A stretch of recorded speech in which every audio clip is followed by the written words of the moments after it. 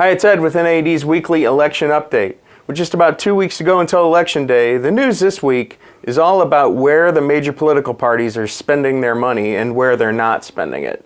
House Democrats seem to have gone into a defensive crouch, protecting vulnerable incumbents and abandoning some challengers they had hoped to pick off Republican seats. But our focus remains on the Senate, where Republicans are hoping to ride a wave of dissatisfaction with the president to a Senate majority in an election campaign that many people are calling the Seinfeld election, a campaign about nothing.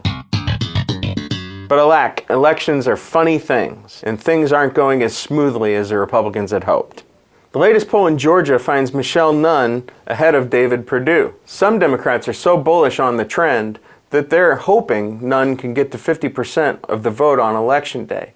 Getting to 50% would allow her to avoid a runoff with Perdue. However, it's important to note, Perdue seems to be holding a 1.6% lead when you average the polls.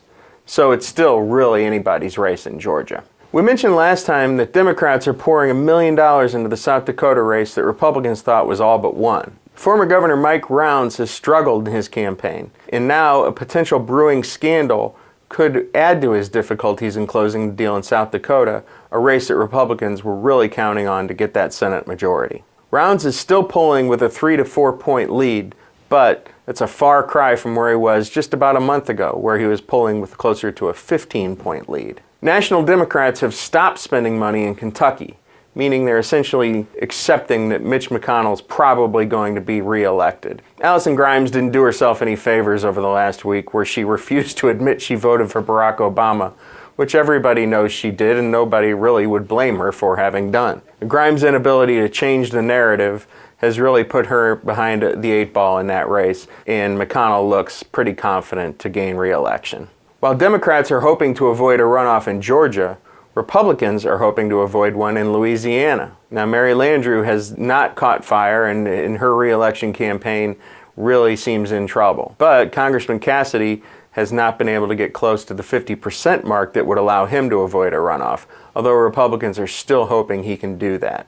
Now, once all the votes are cast on Election Day, Congress still has 15 days of legislative session before the end of the year. And if nothing else, we'd really like to see them act on tax extenders. As you recall, tax extenders include the commercial buildings tax deduction, expanded Section 179 expensing, and also bonus depreciation. Things that our industry's relied on over the past several years to help grow our businesses in a slow economy. Go to naed.org/tellcongress, where you can send an email or print out a letter to send to your member of Congress, encouraging them to earn your vote by passing tax extenders legislation. It's the least they can do. Finally, remember to encourage your employees to vote on November 4th. NAED has plenty of tools to help you get the vote out. And if you haven't seen anything from us, just shoot me an email. I'm happy to get you all the background information. There's still time to have an impact on Election Day. That's all for this week. Thanks for watching, and we'll see you next week.